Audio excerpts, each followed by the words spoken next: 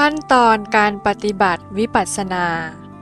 1. กล่าวคำบูชาพระรัตนตรัย พุทธังปูเชมิธัมมังปูเชมิ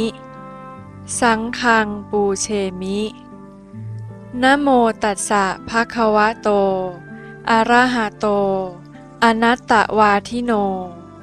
โคตโมสมนัสสะนะโมตัสสะภะคะวะโตอะระหะโตอนัตตวาทิโนโคตโมสมนัสสะ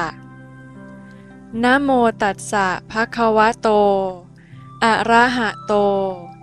อนัตตวาทิโนโคตโมสมนัสสะ 2. คำกล่าวถวายอัตภาพบูชาพระรัตนตรัย อิมาหังอัตตภาวังพุทธัสสะปริจจฉามิ ข้าพเจ้าขอมอบถวายอัตภาพนี้ของข้าพเจ้าแด่พระพุทธเจ้า อิมาหัง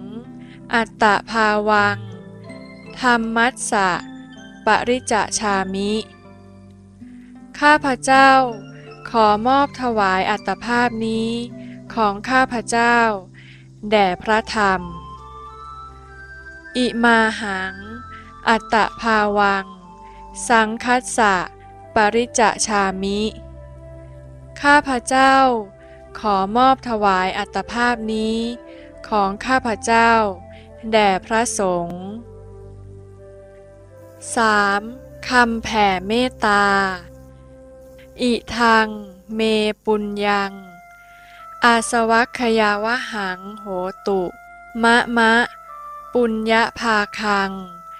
สัพเพสัตตาสัมมาละพันตุ บุญที่เกิดจากการบำเพ็ญวิปัสสนาภาวนานี้ของข้าพเจ้า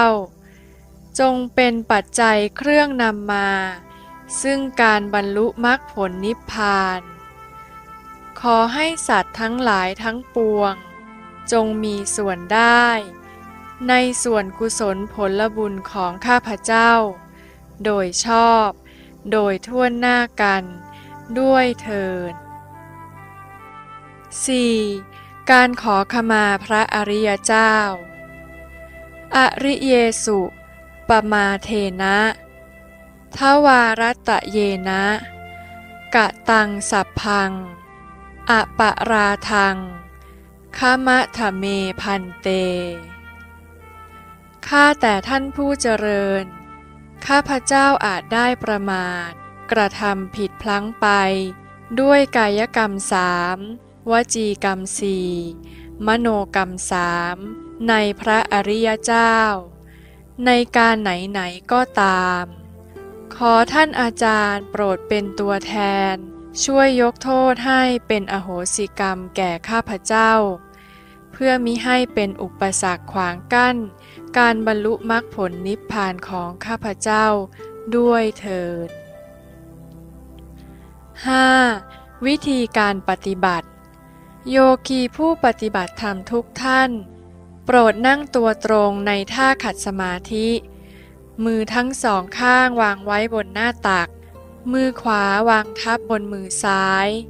ต่อจากนั้นให้หลับตาเนื้อเปิดตาปัญญาแล้วดูและพิจารณาที่จิตของตนเอง